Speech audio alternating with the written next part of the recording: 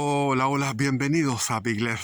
Acabo de dejar en el auto dos videos que tenía pendientes porque el apagón significó que no podía subir videos. Estuve con 6 días de apagón y para mí los días del apagón fueron buenos. No puedo quejarme. Eh, bueno, tuve que comer mucha carne porque tenía carne en el refrigerador y había que preparar la carne para que no se echara a perder, que es lo más valioso, cuesta acá, es plata, y bueno, tuve que comerla, tirarla al asador, y, y al mismo tiempo llegaba la noche y no llegaba la electricidad, y cuando llegaba la noche tenía que leer libros grandes, con letra grande, porque tengo problemas a la vista, y con la luz de vela, a cabo de vela. Entonces, leyendo con luz de vela como eran los tiempos antiguos, antes de que se inventara la electricidad, antes que este señor Tomás Alva Edison iluminara una cuadra o 2 cuadras en Nueva York. Eso fue en noviembre de 1879, cuando los chilenos estaban desembarcando en Pisagua. Esos mismos días se inventaba la ampolleta, después de un trabajo arduo de locos. O sea, Tomás Alva Edison, un tipo que dormía debajo de la mesa de experimentación. Ahí estaba. Entonces, lo valioso que es, lo maravilloso, lo increíble que es la electricidad. Cuando uno la pierde, ahí valora. Y valora también a los que estaban trabajando, porque aquí se cayeron un montón de árboles. Todos estos árboles se cayeron sobre esta, sobre este camino.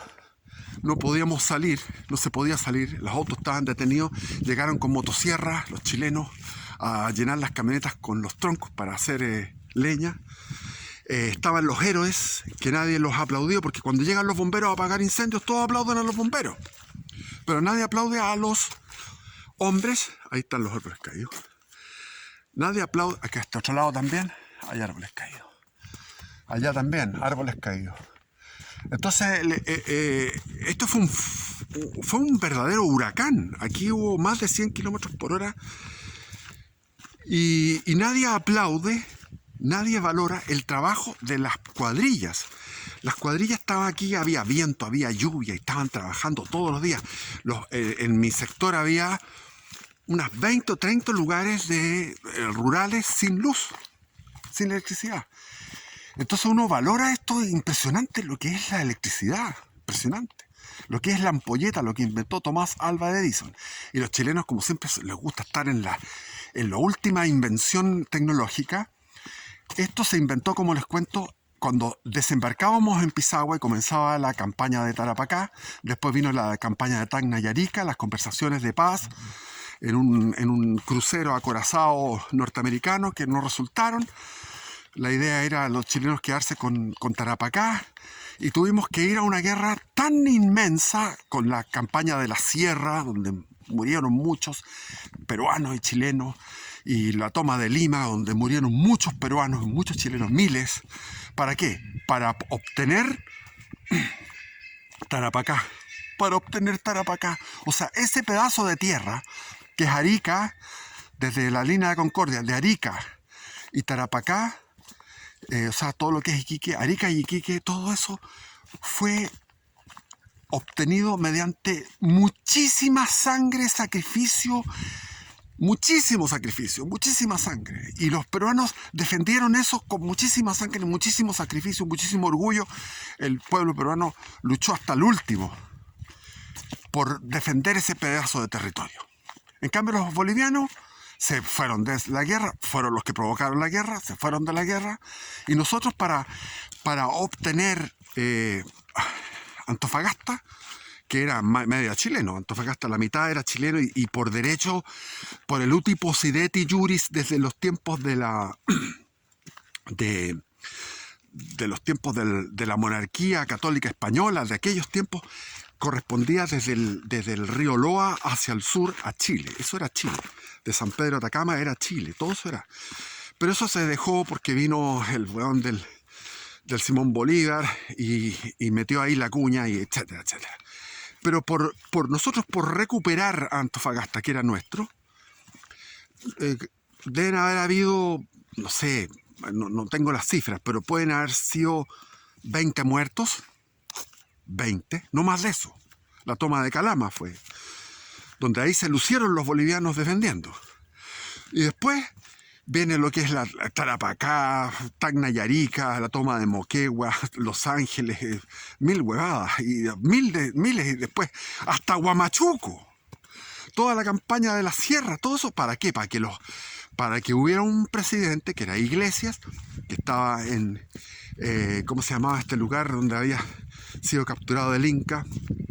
Se me olvida el lugar, pero bueno, ahí estaba él en la zona norte, porque no tenían, además tomamos Lima y no teníamos con quién dialogar, con quién poder llegar a un acuerdo, porque estaba Piérola, que él decía que él era el gobierno donde estuviera, estaba Iglesias en el norte, en el sur estaba el otro que se llamaba Montero, creo, y después y Cáceres. O sea, había cuatro líderes del Perú. Y después nosotros nombramos uno, García Calderón, que no nombramos, le hicimos que eligiera la aristocracia limeña, le eligiera a Calderón, y Calderón finalmente se portó mal, lo mandamos a Valparaíso y sufrió al pobre. Sufrió. Los chilenos, los rotos chilenos muy desagradables, lo molestaron al hombre, quedó exiliado en Chile. Porque se portó mal en su famoso gobierno de la Magdalena, que se llamaba, que era un lugar, un castillo, que está ahí cerca de Lima. ¿Por qué? Porque tenían las tropas de ocupación chilena, les permitieron tener unas tropas propias. Tenía él un destacamento de 600 hombres con cañones, con algunas, y ellos entregaban esos armamentos a las guerrillas que estaban en la sierra. Por lo tanto, bueno, el orgullo peruano es impresionante, cómo lograron mantenerse en eso. Pero bueno, el tema es que cuando íbamos a conquistar Lima, el acorazado Cochrane y el acorazado Blanco Encalada iban con luces ampolletas recién inventadas, de un año y medio antes. Entonces íbamos para subir la moral, que la moral estaba altísima, porque iban gritando ¡Viva Chile, viva Chile, viva Chile! Cuando se embarcaban, ¡Viva Chile! Cuando iban arriba los barcos en la noche, a todos ratos ¡Viva Chile! Las tropas iban súper motivadas. El chileno iba muy motivado, y el Cochrane y el Blanco Encalada iluminados. Nosotros estábamos en la punta, trajimos la ampolleta antes que nadie. Bueno, el tema de que faltó la electricidad para mí fue muy bueno, porque cuando tú ves que no tienes ninguna pantalla, los celulares no podía recargarlo, no podía ir a la ciudad a recargarlo, por lo tanto no tenía cómo tener una pantalla de ninguna especie, ni siquiera una ampolleta, nada. Entonces tú tienes solamente el cabo de vela, y viene la noche y te aburres de leer. Me puse a leer el libro Masonería de Cardenal Caro, José María Caro Rodríguez, la masonería, el misterio de la masonería, que me puse a leer y lo quiero leer a ustedes en algún video. Muy interesante. ¿Y qué podía hacer? Me puse a rezar rosario. Entonces hacía rosario, misterios gozosos, 50 Ave Marías, 5 Padre Nuestro, 5 Glorias, etcétera, etcétera, las letanías. Después venía los misterios dolorosos, y me iba con 5 misterios dolorosos, otros 50. Terminaba haciendo 150 Ave Marías, o sea, los tres rosarios de un viaje en la noche, y después de nuevo en la noche. Y la noche entonces llegaba con esto de no tener nada que hacer, el rosario. Entonces digo, yo estoy preparado para emergencias de este tipo, para vivirlas de forma plena. Ahí hay otro. Entonces, aquí fue una tendalada de caída de árboles. Ahora tenemos ya limpios. Hoy día terminé recién hoy terminé de arreglar, subsanar todos los desórdenes, los problemas que acarreó todo lo que era el corte de luz. Como por ejemplo, ayer compramos mercadería que se nos había acabado, había una cocinilla que etcétera. ¿Para qué les cuento? 1000 cuestiones. Ahora, voy a lo esencial. A lo esencial es que Cuando se te acaba todo ese sistema de estímulos, si tú tienes dos cosas, que les voy a decir, dos cosas, solamente dos, tú no sufres en absoluto, no tienes ningún sufrimiento. ¿Cuál es? El hábito de la lectura, hasta donde te den los ojos. Lamentablemente yo estoy con los ojos no tan buenos ahora, pero el hábito de la lectura, gozar los libros. La biblioteca que tengo no voy a terminar de leerla. Cuando me muera no voy a haber leído todos los libros que tengo en mi biblioteca. Y es una biblioteca chica. Incluso estoy pensando comprar algunos libros, algunos títulos que quiero comprar. La biblioteca mía es pequeña, pero no voy a terminar de leerla o de releerla durante los restos de día que me te queda. No sé cuánto me queda, pero... El hábito de la lectura. Y el otro es el hábito de la oración, de la meditación. Son dos cosas diferentes. La meditación es más bien una cosa terapéutica, pero que uno puede enganchar la meditación con la oración. Es decir, eso es lo que hacía Ignacio de Loyola. La meditación es alimentar facultades del alma. Por eso que Ignacio de Loyola era intuitivo, era un psicólogo intuitivo, y él entendía que había que alimentar las fuerzas, las potencias del alma. ¿Y cuáles son las potencias del alma? En primer lugar, la memoria, la fantasía que va unida a la memoria para poder hacer composición del lugar, como él dice, composición esa, imaginar a Jesús, por ejemplo, qué sé yo, hablando desde la barca al público, o después cuando caminaba por las aguas, qué sé yo. Distintos episodios del Evangelio se pueden imaginar. O cuando tú haces un examen de conciencia, tienes que imaginar los periodos de tu vida. ¿Cómo era y recordar la memoria, recordar los periodos de tu vida, recordar los puntos de meditación? ¿Qué es lo que hay que argumentar? ¿Qué es lo que hay que reflexionar, analizar? La razón. Entonces, primero está la primera potencia que se alimenta es la memoria con la fantasía. Es decir, la fantasía le llamaba Santa Teresa de Jesús, Santa Teresa de Ávila, es la loca de la casa. Entonces hay que satisfacer a ese tiburón o a ese cocodrilo, tirarle carne para dejarlo tranquilo. Entonces hay que hacer un ejercicio de la fantasía, de la memoria, y después viene el raciocinio. Entonces está la memoria, el raciocinio y después la voluntad. Finalmente tú alimentas la voluntad, tomas las decisiones.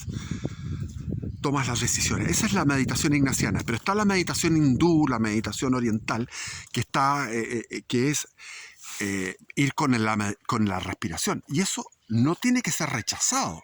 Eso tiene que ser incorporado como cristianos. La respiración, una respiración acompasada, no muy acelerada, no muy lenta, que vaya calmando y alimentando también lo que necesitamos de oxígeno y sobreabastecer de oxígeno al cuerpo. Cuando tú sobreabasteces de oxígeno, se genera una energía sutil, que dicen los hindúes. Y eso es verdad, eso es así. Yo lo he comprobado, porque bueno, yo fui hindú y practiqué todo eso. Y guardo las respiraciones, porque las respiraciones son neutras. Tú no estás adorando a ídolos ni a cosas paganas, estás simplemente respirando. Entonces la meditación y la oración, que es el diálogo, el coloquio, el escuchar al Espíritu Santo y el poder hablar con Él, eso es una maravilla. Y eso, si tienes ese hábito, cualquier espera te resulta grata. Yo me acuerdo antes, cuando había colas para el banco, uno estaba en la cola del banco, estaba en oración, perfecto. Cuando tenía que ir a ver a un cliente, el cliente me hacía esperar 1 hora, yo me sentaba a esa hora al lado de la secretaria del gerente al cual yo iba a visitar. Yo con mi terno, mi corbata, sentado, me hacía como que estaba durmiendo, pero no estaba durmiendo, estaba orando. Entonces llegabas tú a la reunión después de haber estado 1 hora de oración. Si iba en la micro, iba en el autobús, y y se demoraba muchísimo y era todo un taco, un lío, que la micro no avanzaba. En vez de estar nervioso y jodido, me ponía a meditar, me ponía a orar, tanto así que de repente se me pasaba el paradero y después, se me pasó el paradero. En el metro lo mismo. O sea, cuando uno tiene momentos de vacío, ocuparlos para la oración es una maravilla. Así que para mí fue el descueve. He visto que para la mayoría de la gente no fue muy bueno. Estamos electrodependientes, pantallas dependientes. Entonces, lamento que haya llegado a la electricidad. Por un lado me alegré porque qué rico la electricidad. Pero por otro lado, ¿qué hice anoche? Estuve viendo pantalla. ¿Recé los 3 rosarios? No. Rezo uno. ¿Me puse a orar y a meditar anoche? No. O sea, mal. Y me he informado de las cosas de la política. Por ejemplo, supe que este gallo, el Aldo Duque, bajó su candidatura. Yo dije, wow, era de esperar. ¿Por qué? Porque Aldo Duque yo lo voy a apelar un poquito. Me perdonas, Aldo Duque, pero te voy a apelar. Mi hijo tenía problemas de justicia cuando él defendía a las personas que nos manifestábamos para el primer rechazo, que es el primer rechazo era cuando era donde picaban las jaivas. Pues el primer rechazo estábamos en plena revolución para el primer plebiscito. Y ahí nos juntábamos, la mejor gente, era maravilloso, era muy lindo. Y mi hijo tenía el grupo Vanguardia, y con el grupo Vanguardia se dedicaba a protegernos de los antifas que nos atacaban. Tiraban botellas, ladrillos desde arriba de los edificios y por las calles aledañas iban con toda su agresividad y después se hacían las víctimas. Como había un periodista que se chorreó salsa de tomate para hacerse cavada, se hizo. Entonces en esos momentos duros, mi hijo contactó a Aldo Duque y Aldo Duque le dijo, yo te voy a defender. Pero llegó el momento de los que hubo en que él tenía que hacer el escrito y todo eso. Yo estaba con mi hijo, me acuerdo, y mi hijo lo llamó durante todo el día y no respondía a llamadas.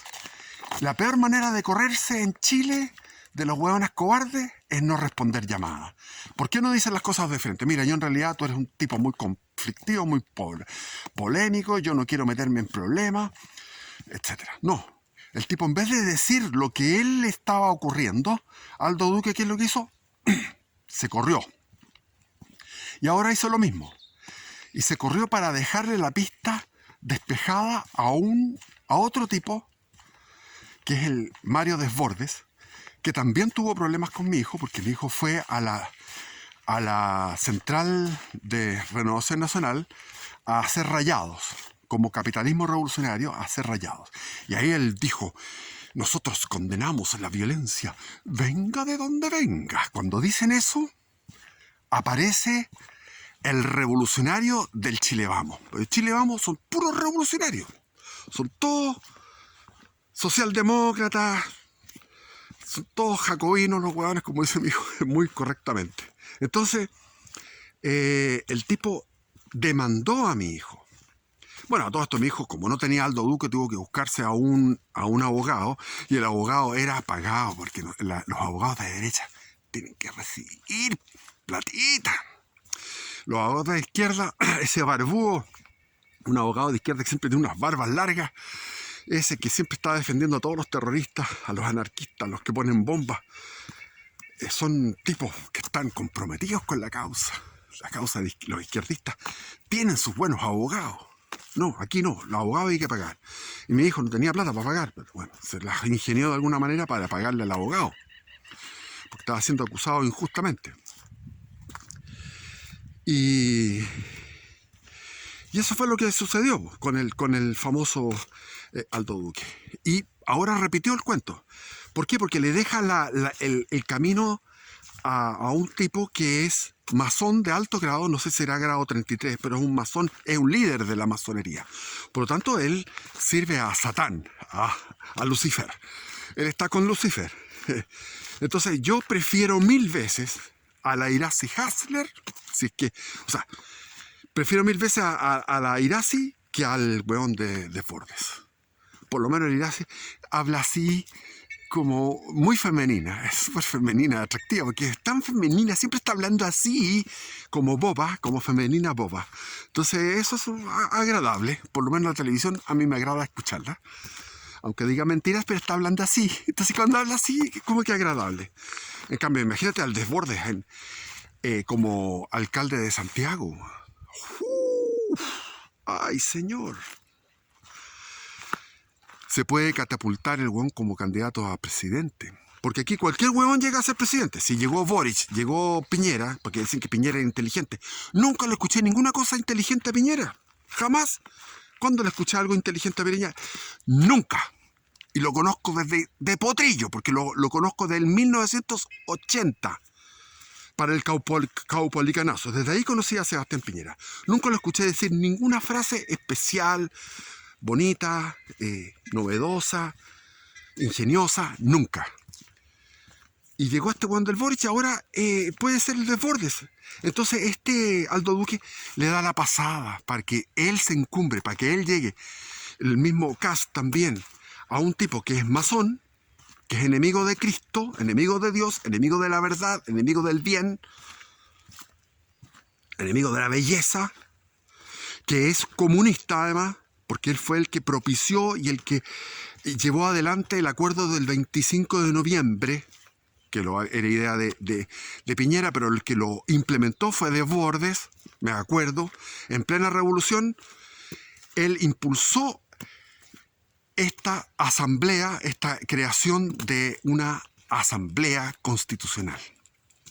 Ese es el señor Desbordes.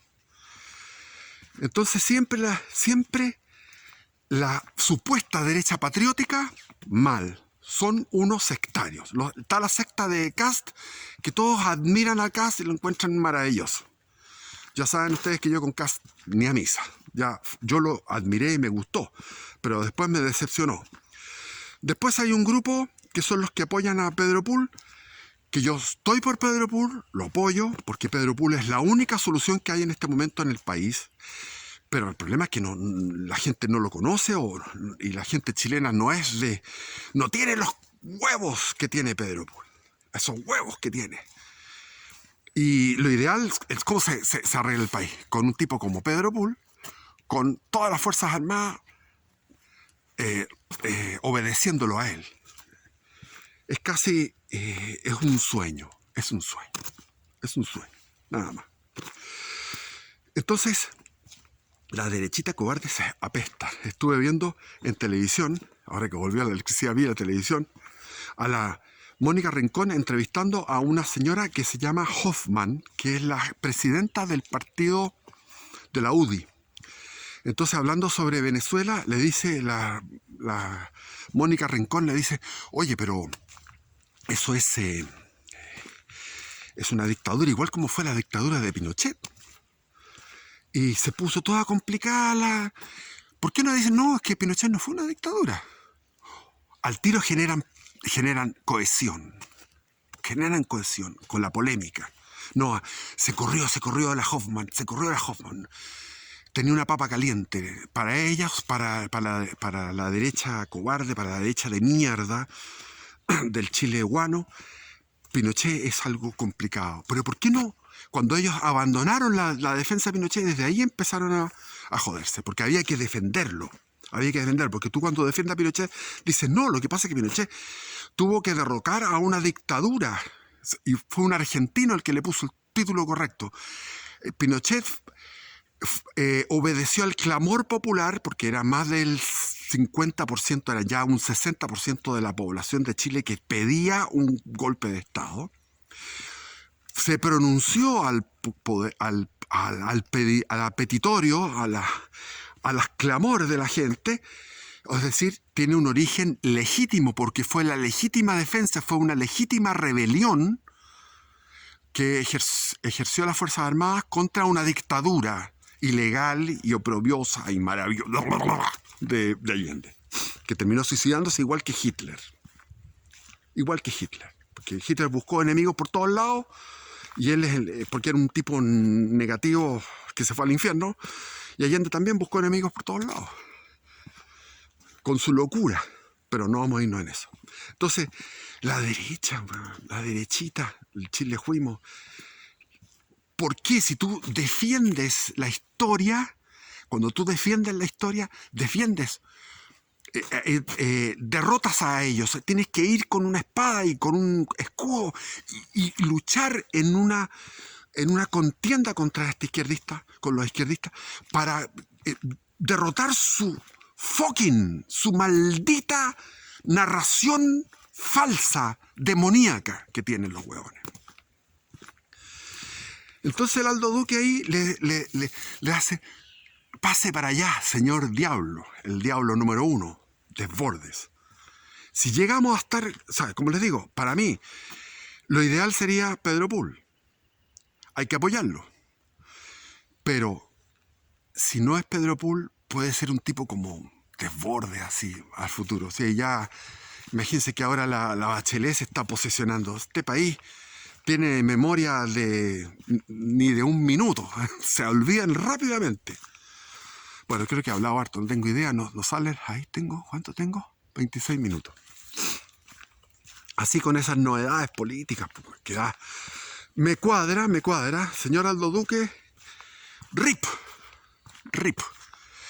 Y entonces cuando dije esta opinión en un directo, en un canal, que no voy a dar el nombre porque no me gusta ser pelador con los amigos, y cuando nombré a Pancho Malo, dije Pancho Malo, resulta que iba a ir a más directos y me vetaron. ¿Por qué? Porque Pancho Malo es el que maneja todos estos gallos. Entonces Pancho Malo dice: no, yo no quiero hasta al papá de Sebastián, no lo quiero porque me dijo Pancho Malo. Los otros se ofendieron porque yo dije Pancho Malo. Pero es que, bueno, si a mí me dicen Big Left, es mi apodo. Este canal se llama así porque me pusieron ese apodo. Y a Pancho Malo le pusieron el apodo de Pancho Malo. Se lo pusieron. Quizás por qué, no tengo idea. Yo no conozco la vida de Pancho Malo, no tengo idea. Él creo que era de una barra del Colo-Colo. Yo jamás sería del Colo-Colo, de partida. Para mí tiene que ser la Católica, la Unión Española, Wanderers, Audax Italiano, ese tipo de... Pero jamás, ni la Chile ni el Colo. Pero bueno, esta mentalidad sectaria. Ahora ya no puedo ir a esos directos con ese canal, no me interesa, o sea, pero yo era para aportar, porque yo quiero aportar a lo que es la causa de Pedro Pool. Pero, ¿qué pasó? No, porque se me ocurrió decir Pancho Malo, cuando es el nombre que yo conozco al hombre. Yo conozco a ese hombre por ese nombre, por ese apodo. ¿Cómo el cutis tan delicado? Puede que son delicados los buenos sectarios, son sectas. Como les digo, la secta del cast, y está la secta del Pancho Malo. Nada que ver la cuestión. Así no se trabaja. Bueno, yo creo que Chile está jodido, ¿eh? Yo creo que estamos recontra jodidos. No quiero ser pesimista. Es que uno ve, por ejemplo, la televisión, es impresionante. O sea, todo es del dominio total de un pensamiento único, revolucionario. Ahora creo que llegaron a un acuerdo para las pensiones, etcétera. Creo que se autorizó ya el matrimonio gay. Y después de lo del matrimonio gay vino todo este ventarrón, este huracán, que es como la ira de Dios sobre este país. Porque este país está en lo más bajo de lo bajo. Y la ira de Dios, con Dios no se juega. Ustedes ven ahí lo que pasó en las Olimpiadas, que también estaba con el apagón, y se produjo un apagón en París y quedó el Sacré-Cœur, el Sagrado Corazón de Jesús, la iglesia del Sacré-Cœur, donde ha habido adoración perpetua durante más de 100 años. Más de 100 años que hay adoración perpetua. Es un lugar que está a 200 metros de altura sobre el río Sena. Yo estuve ahí. Fui al Sacré-Cœur, era ateo en todo caso. Pero me acuerdo que siendo ateo le dije, Dios mío, porque para mí París fue horrible. La experiencia que viví en París fue macabra, una soledad espantosa. En aquellos tiempos, el año 81, 1981, era una jodedera, todo el mundo haciendo el amor con todo el mundo, menos yo, eso, en todo caso, yo envidiaba a estos huevones, pero era una Sodoma y Gomorra. En el año 81, estaba lleno de inmigrantes y yo nunca más volví. Yo me volví el año 84 y no volví nunca más a Europa. No tengo idea cómo está Europa, porque no he vuelto más. Yo sabía que no iba a volver porque no iba a tener plata. No tengo plata para ir a Europa. Necesito ahora comprarme un grupo electrógeno para cuando vengan estos cambios climáticos, estas cosas fuertes, tener por lo menos para mantener el refrigerador funcionando y cargar los celulares. Entonces, en aquellos tiempos estaba lleno de islámicos, de Argelia, de Túnez, de Mali, de esos lugares así raros, y de Senegal, negros de las colonias francesas, y Alemania igual, estaba lleno de inmigrantes, Alemania, en aquellos tiempos, años 81, 82, 83, 84, y la degeneración grande. Y ahora en los Juegos Olímpicos creo que fue un judío, bueno, los judíos son enemigos de Cristo, así que por lo tanto son los número uno. Número uno son los judíos enemigos de Cristo. Los no conversos, ¿sí? Me refiero. Que hizo toda esa performance escandalosa, espantosa. ¿Qué performance? Más horrible. Con Dios nadie se burla, de Dios nadie se burla, porque la ira divina va a venir. Hay profecías que París desaparece. París desaparece. Marsella también. Jo. Son profecías terribles. Uno quiere que no vengan esas profecías, pero por algo están las profecías, porque en aquellos tiempos, por ejemplo, cuando estaba Maximino y Melania, ese 19 de septiembre de 1846, cuando en La Salette se apareció la Virgen, hay una profecía que dice que ni siquiera, o sea, no va a haber ni siquiera la mitad de la mitad, no me acuerdo cómo era la frase, pero era como diciendo, va a haber un 1% de católicos en Francia. Entonces, en ese momento, esa profecía la encontraron en el siglo XIX, que era ridícula. ¿Cómo va a haber eso? ¿Cómo Francia va a llegar a estar con un 1% de católicos? Y es lo que está pasando ahora. Con suerte hay un 1% de católicos practicantes, observantes en Francia. Así era, así es. Así es. Algunos dicen, me he estado informando, que puede venir una segunda pandemia. Ahí nos vamos a ver de nuevo. Segunda pandemia. Quieren